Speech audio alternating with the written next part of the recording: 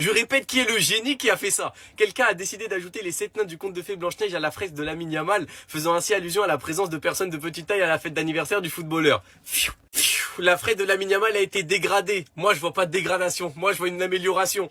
Énorme respect également au CM d'ActuFoot qui a mis la musique de Blanche-Neige et les 7 nains sur le poste. Bon, elle a été restaurée ce matin. Mais écoutez la musique. Je crois que c'est la musique de Blanche-Neige et les 7 nains si je suis pas fou. C'est juste une masterclass, les gars. C'est juste trop fort, en fait. En fait, faut juste applaudir. Excellent. Excellent. Les gars, celui qui a fait ça, c'est un pur génie. Pour revenir au terrain, j'ai vu cette déclaration du père de Lamine Yamal en mai. C'est une bête et ce qu'on a vu représente même pas 10% de ce qu'il est capable de faire, je vous le promets. Qui l'a pris pour un fou? C'est lui, il a conçu et c'est nous, on va lui dire tu mens. Quand Hustle Hard parle, on l'écoute. Et en fait, le temps ne peut que lui donner raison. Parce que comme j'ai dit dans ma vidéo tout à l'heure, les gars, je vous jure qu'il a gagné en vitesse, il a gagné en rapidité d'exécution. C'est trop grave ce qui va se passer. Dites-moi vous en pensez en commentaire, les gars, c'est pas vous abonner, vous êtes des bons, nous, on avance. La fresque de Lamine Yamal qui est vandalisée, vous savez de ça, c'est à cause de quoi? C'est à cause du fait qu'il soit diabolisé sur Internet, qu'il soit diabolisé dans les médias. Ce qui fait que les gens le détestent encore plus. Ce qui fait que certaines personnes croient des trucs qui sont faux. Même des supporters du Barça ont réussi à changer leur regard sur Lamine Yamal à cause de tout ce qui se dit sur Internet. Bref, cette fresque a été faite il y a 4 jours pour les 18 ans de Lamine Yamal et le pire c'est qu'elle s'est faite vandaliser à Barcelone. À Barcelone. Après, c'est un peu normal quand tu vas sur Internet et que tout le monde essaye de le diaboliser. On relaie tout et n'importe quoi et que lorsqu'on relaie n'importe quoi, ça fait beaucoup de vues. Mais lorsqu'on relaie la vérité, ça en fait pas trop. Donc les gens restent avec la mauvaise image. La fameuse Claudia Calvo qui a été invitée à l'anniversaire de Lamine Yamal, soi-disant qui le lendemain s'est excusée car elle est une simple informatrice. Tout est présumé qu'il n'y a pas de preuves ou d'images tangibles. Je m'excuse si mon témoignage a été mal interprété. Bah ouais, après avoir fait le buzz, c'est simple de s'excuser. Une enquête sur l'anniversaire de Lamine Yamal avec une association qui va porter plainte parce qu'il a embauché des nains pour faire un spectacle de magie. C'est leur métier. Ces mêmes nains se sentent humiliés. Ce qu'ils font en se plaignant à la justice, c'est humilier notre travail. L'association veut nous humilier. On fait des spectacles de magie, on est des artistes qui gagnent notre argent honnêtement. On ne peut pas l'attaquer sur un terrain, donc on l'attaque en dehors. Et vous verrez la saison prochaine qu'en footballistiquement parlant, il va régaler tout le monde et émerveiller tout le monde. Toutes les vestes se retourneront. Enfin bref, sinon vous les gars, vous en pensez quoi? Ramenez sur ta personne, on s'ennuie. Et vu ce que Lamine Yamal vient de faire, on m'avait dit que ce petit-là avait des super pouvoirs, mais j'y croyais pas. Sauf que là, aujourd'hui, il m'a bien montré la preuve. Réellement, le petit, il était bouillant en première mi-temps. Aujourd'hui même, Marcus Rashford n'en revenait pas. Il est carrément allé vérifier les pieds de Lamine Yamal à la mi-temps. Et juste le fait de toucher ce pied-là lui a suffi pour marquer son premier but avec le Barça. Et l'autre preuve, vous voulez? Sur une magnifique passe décisive d'Eric Garcia, Marcus Rashford enchaîne avec une frappe. Il était bien positionné sur le point de pénalty, étant donné qu'Hansi Flick l'a mis en tant que neuf aujourd'hui. Et s'il y a bien une chose que j'ai remarqué chez lui depuis son arrivée, c'est que le gars, il se prend pas la tête. Il n'essaye pas coûte que coûte de marquer son but. À chaque fois, il essaye de faire le bon choix. Y'a qu'à voir le but de Tony Fernandez, Marcus Rashford était bien positionné en pivot. Dani Olmo s'est appuyé sur lui en lui faisant une passe et Marcus Rashford lui a remis directement. Et c'est ainsi que Dani Olmo a enchaîné avec une passe directement pour Tony Fernandez qui a fait un appel vers l'intérieur. Le gars il se retrouve tout seul dans la surface et il n'avait plus qu'à tirer, il n'y avait personne pour l'arrêter. Et oui, encore un gamin de la Masia, Casado, Bernal, Dro Fernandez, Tony Fernandez, que des Fernandez. Gavi qui a marqué un doublé aujourd'hui et qui a marqué lors du précédent match. Que des gamins de la Masia, ce centre de formation là me rend fou. Et en plus de ça, on a un Dani Olmo aussi qui vient de là-bas. Comme vous avez pu le voir, le gars il était très bon aujourd'hui, c'est ça son problème, il est trop irrégulier. Tantôt il te sort des matchs incroyables comme ça et tantôt, voilà, le gars il te fait n'importe quoi. C'est soit ça ou il est blessé. Et en parlant de blessure d'ailleurs, je viens de voir que Kubarsi s'est blessé. J'espère pour vous que c'est pas grave. Alors, Araujo, Monsieur X pour ceux qui préfèrent. Personnellement, moi j'ai décidé de lever la punition car des abonnés m'ont fait la morale et j'ai compris. Mais bref, c'est pas de ça dont je veux vous parler. Araujo, ça fait plusieurs fois que tu nous annonces ton prime. On te regarde, j'espère que tu ne vends pas du rêve pour rien. Il a dit, je vais rester au club, ils n'ont pas encore vu la meilleure version de Ronald et ce qui viendra dans les prochaines années, ça arrive. Je suis prêt pour ça. Mentalement, je me sens à nouveau très confiant. L'année dernière, j'avais perdu un peu de confiance à cause de la blessure. Cette année, je suis très motivé. Parce que la saison 2023-2024 de Araujo, c'est pour moi sa pire saison au Barça. Sa saison était désastreuse. Et il a fini en beauté avec le carton rouge face au PSG. Certains oublient, mais même avant ce match, sa saison a été compliquée. Mais en vrai, c'est toute la défense du Barça en première partie qui était mauvaise. Et en deuxième partie, certains se sont rattrapés, comme Koundé, et il y a eu la titularisation de Kubarsi aussi. Et bref, il nous a annoncé ça en conférence. Pendant sa visite médicale, il nous a aussi dit qu'il y a son prime qui arrive. Vous savez les gars, mener un combat face à un joueur qui a prolongé jusqu'en 2031, c'est à perte. Nouvelle saison, nouveau départ. De toute façon, j'ai préparé une vidéo sur ce sujet qui sortira bientôt. Et maintenant, Araujo, t'as parlé, on te regarde. Si Araujo peut faire mieux que la saison 2022-2023 et vraiment revenir à son prime, tous les Barcelonais seront heureux et tous les Barcelonais retourneront leur veste. Ça se passe toujours comme ça dans le foot. Et moi, je serai le premier. Sinon, vous les gars, vous en pensez quoi? Rendez-vous sur Snap, on s'ennuie. La génération terrible est de retour. Gavi X Lamine Yamal. Lamine le terrible. Mais les haters, vous avez vu? Il a repris du galon. C'est bon, il est de retour. Très en forme sur les 45 premières minutes. On a retrouvé le Lamine Yamal percutant sur son côté. Très efficace aujourd'hui dans ses 1 contre 1 ou même sur ses marquages à 2. Après, certains diront oui, c'est que Séoul. Mais les gars, je vous ai dit, il monte crescendo. À chaque match, il commence à reprendre le rythme. Et là, je commence à reprendre mon Lamine Yamal. Ah, Gavi. Gavi, ça va être très problématique parce qu'au milieu de terrain, il y a déjà énormément de concurrence. J'ai bien l'impression qu'il va se réveiller encore plus cette année. Doublé aujourd'hui, lui aussi, sa première mi-temps, elle est exceptionnelle. Là, demain, t'as un problème avec les 10. Olmo, Firmin n'est pas en forme. Tu mets Gavi, il fait le boulot. Les 2 bangers, une frappe de loin et un autre but en finesse. Voilà, il sait tout faire, le petit Gavi. Bonne première mi-temps dans l'ensemble de l'équipe A, même si c'est quand même énormément reposé sur des individualités telles que Lamine. On sent que quand il est en confiance, tous les ballons passent par son côté, que j'accepterai en match amical. Mais je suis bien content de l'avenue de Rashford par rapport à ça. Parce que les équipes européennes qu'on va affronter à l'avenir, elles sont préparées à ce que ce soit Lamine qui soit le déclencheur. Donc il faut bien évidemment un autre joueur sur l'autre côté pour venir fatiguer les défenses. Le Barça repart sur les mêmes bases que l'année passée. 15 buts inscrits si je ne me trompe pas sur les 3 matchs de la tournée. Une équipe énormément portée vers l'avant avec des failles défensives. Mais bon, le calibrage arrive, la Liga reprend bientôt. Marcus, on se pose tous la même chose que toi. Est-ce que c'est réel ce qu'on voit? C'est ce qu'on se demande tous. Passe décisive, ballon piqué, dommage et passe au-dessus du but. Dribble en but, on voit là, crochet, passement de jambes, tout ce que tu veux. Ballon magnifique. Il y en a qui disent que le numéro 10 est trop lourd à porter pour Lamine Yamal. Je comprends pourquoi en fait vous câblez sur lui, sur sa vie privée. Il va rien laisser cette saison. Sérieusement, il va rien laisser cette saison. La passe D, notamment pour Gavi, que certains, je vois dans mes commentaires, vous dites de vendre. Vous êtes des fous. Vous ne prenez pas en contexte le temps qu'il faut pour revenir à un niveau. On parle pas en fait d'un match de niveau de district. On parle du plus haut niveau. Après une blessure comme il a eu. Bref, donc finalement le match à 3-0 à la mi-temps. Les choses encore à peaufiner. Rafinha, ton occasion là, sur la passe de Lamine Yamal, je crois, on n'oublie pas. À cause de ça, ça t'a à nouveau comparé à un Indien encore. Même je crois avant le but de Gavi, il y a une occasion qui manque là parce que Yohan Garcia rate sa sortie. Donc voilà, il y a des choses encore à peaufiner, rien n'est parfait. Ça fait plaisir de voir que voilà, tout le monde y met du sien et qu'on a un bel effectif qui est bien fourni, bien garni, notamment en talent parce que Dro, wesh, en 10, qu'est-ce que c'est fort. Franchement, je m'y attendais pas. Il m'étonne que Flick l'ait pris comme ça, wesh. Il le kiffe de ouf. Et il y a de quoi. Tant Tony Fernandez a marqué, c'est super, Rashford marque son premier but. Olmo a été très intéressant. Et dans tous les cas, t'as intérêt parce que 60 millions dans le FIAC, crois-moi qu'il y a Firmin et Dro qui vont arriver derrière très lourd. Voilà, tout le monde a pu jouer. Il retourne à Barcelone et MDR, les prix du campeur en fait. MDR. Étonne qui en vrai quand tu vois que là, il s'est immiscé là. En mode là, Lamine Yamal, 245 dribbles en une saison. Et derrière Messi, c'est n'importe quoi. Cette fresque de Yamal, figurez-vous qu'elle a été vandalisée cette nuit et c'est du génie. Guettez ce qu'ils ont fait. Est-ce que vous avez la ref? Ils ont ajouté les 7 nains de Disney, de Blanche-Neige. Et vous savez pourquoi? Parce que Yamal, lorsqu'il a fêté son anniversaire, il aurait employé des nains de manière à faire le cirque en fait, à divertir les gens pour sa fête d'anniversaire. Et il a été poursuivi par une association de défense de personnes atteintes par le handicap du nanisme. C'est une dinguerie d'avoir fait ça. Je sais pas qui c'est qui a fait ça. En plus, le pire, c'est qu'il y a des big caméras. Donc, en vrai, je pense qu'ils savent qui est derrière ça. Moi, je suis sûr que c'est un supporter du Real. Non, Florentino Pérez, il est venu, il s'est déguisé le soir, cagoule, tout ça. Il a tagué, il a dit, on va embêter le Barça, on va embêter Yamal. Pour moi, c'est clairement du génie et ça me fait rire parce que c'est subtil. En vrai de vrai, il n'y a rien de méchant. Juste un petit pic comme ça, un petit rappel à l'ordre. Mais bon, force au mec qui a bossé, qui a fait la fresque pour Yamal. En vrai, c'est lui que je plains dans cette histoire. Regardez bien, il lui manque un truc. Un seul truc. Regardez bien ce qu'il va faire. Regardez bien. Tac, tac, tac. 2 joueurs, c'est pas son problème. Regardez bien.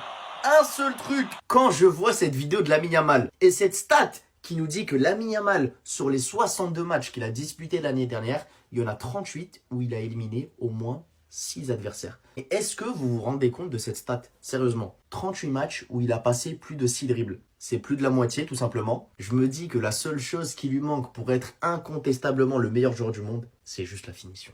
Parce que le jour où Lamine Yamal, il va mettre au fond ce genre d'action, qui dira quoi? Qui pourra dire quelque chose? Sur un terrain, Lamine Yamal, il est capable d'éliminer n'importe qui. Il est capable de se créer les meilleures occasions.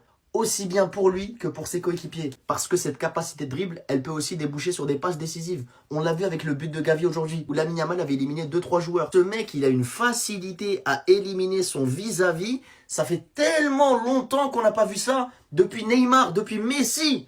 Même si en face c'est une équipe coréenne, il ne faut pas banaliser ça. Ce match aujourd'hui, il nous a rappelé à quel point Lamine Yamal, il était trop fort dans le 1 contre 1. Et je vais vous dire qu'une seule chose. J'ai hâte que la saison commence et que Lamine Yamal nous montre ce dont il est capable. Parce qu'il n'a pas fini de progresser. Surtout au niveau de la finition. Déjà que la fin de saison passée, ça commençait à aller mieux. Il commençait à planter à chaque match. Mais là, j'ai qu'une seule hâte. C'est d'être au début de saison. Pour voir ce que ça donne. Parce qu'il va faire que de s'améliorer. Et cette saison encore, il va nous lâcher une saison all-time. Je vous le dis. La saison n'a même pas encore commencé que les voisins ils sont déjà en train de chercher des excuses. Non les gars, c'est pas sérieux. Loin de moi l'idée de créer de la fitna. Hein. Mais les gars, c'est pas sérieux.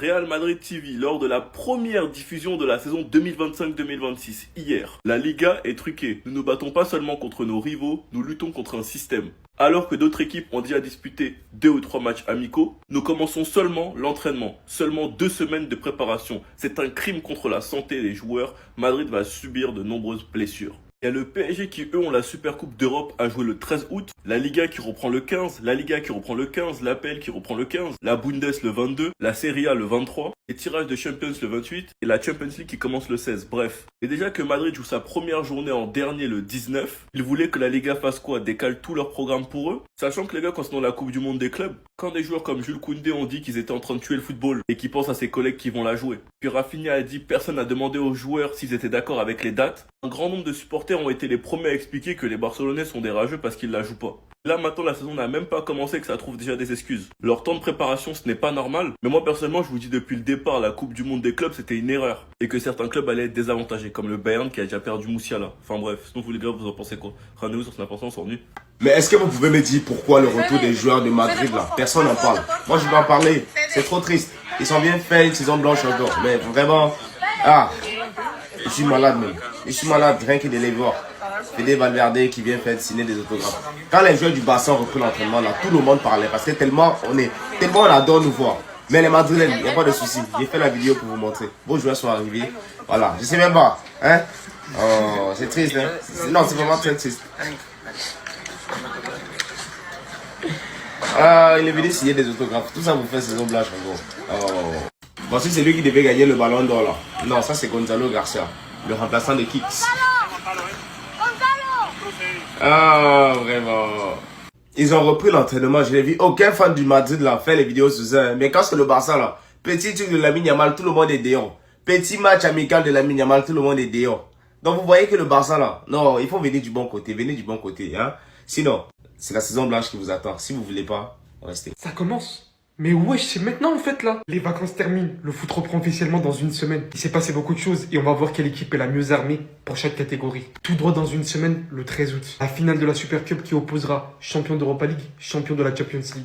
On savait que le Paris Saint-Germain en finale de Coupe du Monde des clubs contre Chelsea, ça commençait pas mal à tirer. Les joueurs ont eu beaucoup de vacances, les hommes de Luis Enrique voudront revenir en force et devraient logiquement gagner. 10 jours pour le retour de la Ligue 1.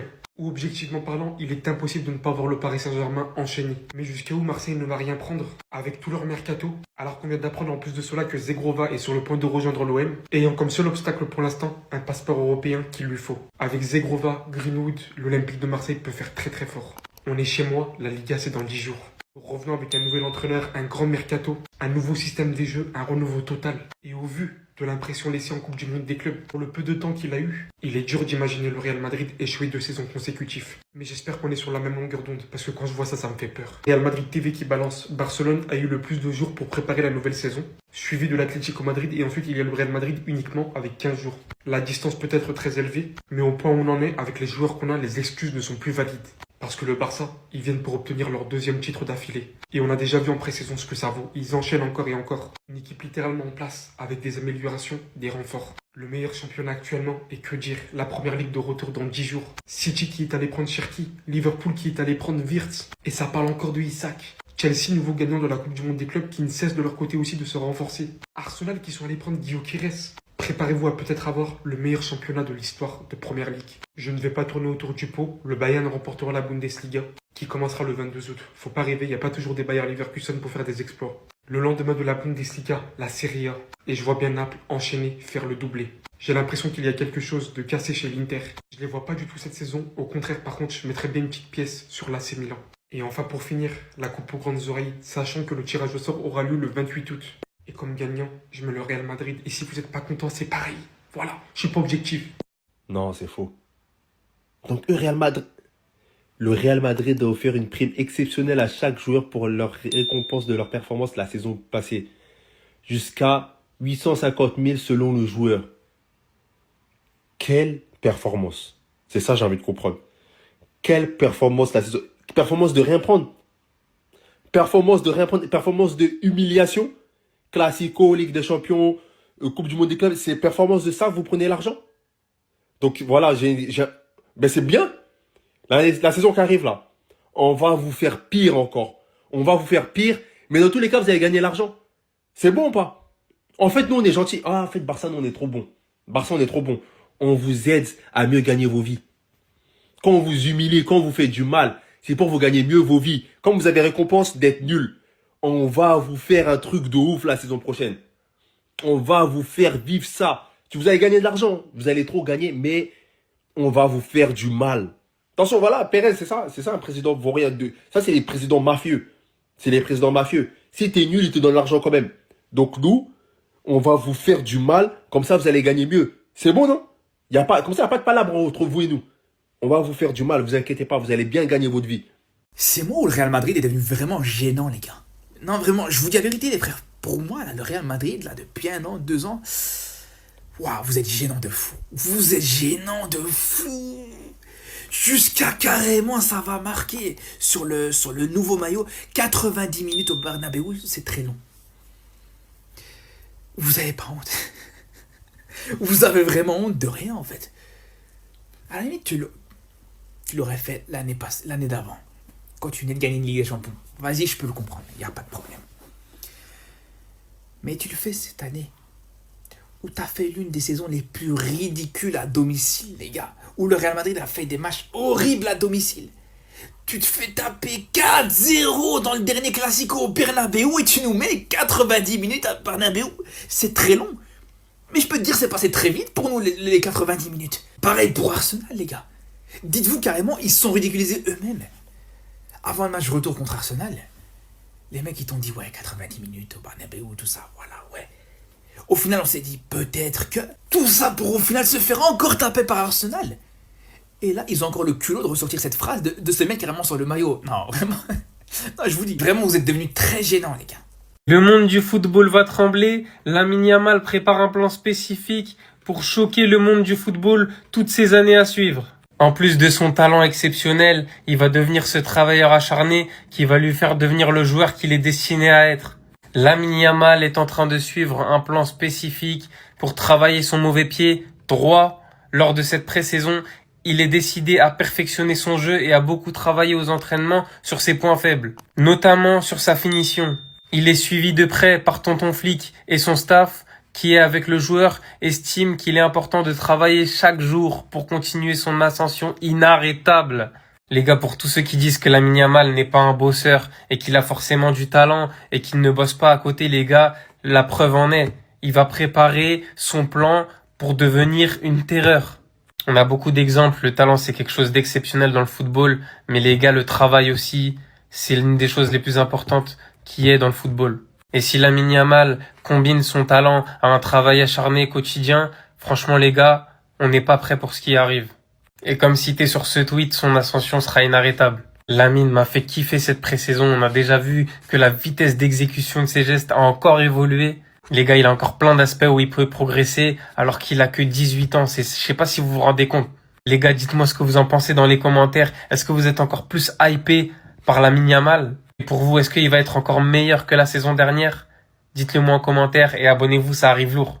Les 6 joueurs qui gagnent le plus d'argent au Barça, les frères, là c'est sorti, la liste elle est claire. Le premier c'est Robert Lewandowski avec 26 millions d'euros. Est-ce qu'on peut lui tenir rigueur?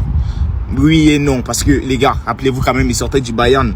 Voilà, c'était un grand Bayern. Le Barça était dans une situation catastrophique. 2022, Lewandowski il est arrivé, on a pris la Liga. Voilà, ça reste quand même notre neuf. Il va faire sa dernière saison, après ça il va partir. On espère qu'il va faire une grosse saison. À côté, tu as Frenkie de Jong qui est venu de l'Ajax. Je pense que c'est depuis 2019 qu'il est là. Frenkie de Jong, ça va faire 7 ans qu'il est au club. Il a toujours pas pris de Ligue des Champions, mais franchement, c'était un très grand milieu de terrain avec Pedri. On a tous vu. Là, il a le capitana aussi. Numéro 3, maintenant, on a Lamine Yamal qui prend le numéro 10. Ah ben là, on peut rien dire. Lamine Yamal, c'est le meilleur joueur du Barça avec Pedri. Franchement, dans le top 6, il n'y a même pas Pedri. C'est pour ça que Ter Stegen, il m'énerve. Mais avant lui, d'abord, il y a Marcus Rashford qui aura 14 millions d'euros. Qui va toucher pareil que Ter Stegen qui est blessé, les frères. Koundé aussi qui touche fort. Mais franchement, pour moi, il devrait avoir Pedri dans ce classement. Mais je pense qu'il est 8e. Donc là, à l'heure actuelle, les frères, je sais pas si vous vous rendez compte. Le Barça a pas de stade.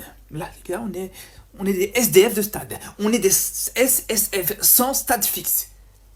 Champion d'Espagne. Demi-finaliste de la Ligue des Champions. L'un des plus grands clubs d'Europe. On n'a pas de stade. Vous vous rendez compte de la dinguerie ou pas, les frères? Vous vous rendez compte à quel point aujourd'hui le Barça est en train de tomber bien bas? On n'a pas de stade à cause de nous-mêmes, les frères. Parce que notre direction, elle n'a pas pris les devants. Elle pensait que le Camp Nou allait être prêt pour début de saison. Et c'est pas le cas. Et aujourd'hui, on se retrouve ni avec le Camp Nou, ni avec le Montjuïc. C'est pas pour devenir fou, ça, les gars, sérieusement. C'est pas pour insulter des gens, ça, les gars, s'il vous plaît. Est-ce que vous vous rendez compte la honte que c'est aujourd'hui, les frères? On va devoir supplier d'autres clubs de Liga de nous laisser jouer dans leur stade.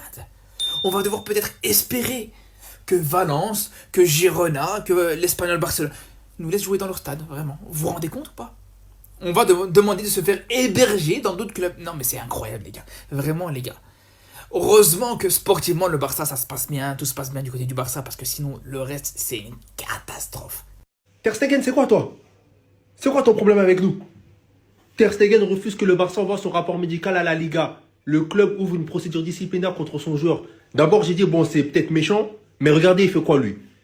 Les Blaugrana auraient pu inscrire le joueur en tant que blessure longue durée et libérer 80% du salaire du gardien pour l'enregistrement d'autres joueurs.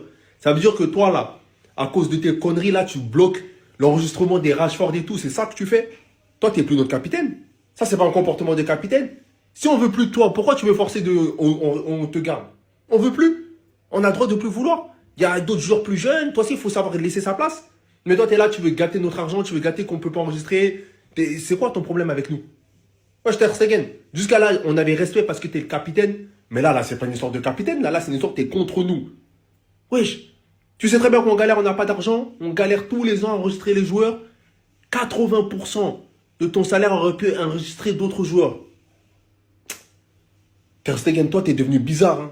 Et ce qui devait arriver arriva. La Liga n'acceptera aucun rapport qui ne porte pas la signature de Ter Stegen. Et je vous le disais déjà depuis la semaine dernière, au moment où il a fait sa déclaration de merde. Tebas ne va jamais laisser une telle occasion d'emmerder le Barça. Et ce qui est encore plus frustrant, c'est que depuis l'affaire Nico Williams, où c'est vrai, ils nous ont mis des bâtons dans les roues, cet été, il n'y avait pas grand chose sur lesquels ils pouvaient nous prendre la tête. Et il a fallu que cet idiot fini leur tende la perche parce que soi-disant, il n'aurait pas joué le dernier match de Bilbao, c'est qu'il lui aurait permis d'avoir 60% de matchs joués dans l'année et ça lui aurait débloqué un bonus de 3,5 millions. Mais encore heureux qu'on te l'ait pas donné ces 3,5 millions parce que t'es nul. Le pire c'est que la règle qui empêche le Barça de donner les documents sans l'approbation de Ter Stegen, elle est même plus valable dans ce cas-là parce que Ter Stegen a déjà parlé lui-même de sa blessure et il a annoncé lui-même ce qu'il avait. On n'est plus dans l'esprit de la règle en fait. Mais bon, vu que c'est que quand ils veulent, la dernière fois pour les sièges VIP, ils ont réinterprété, ils ont regardé l'esprit, etc.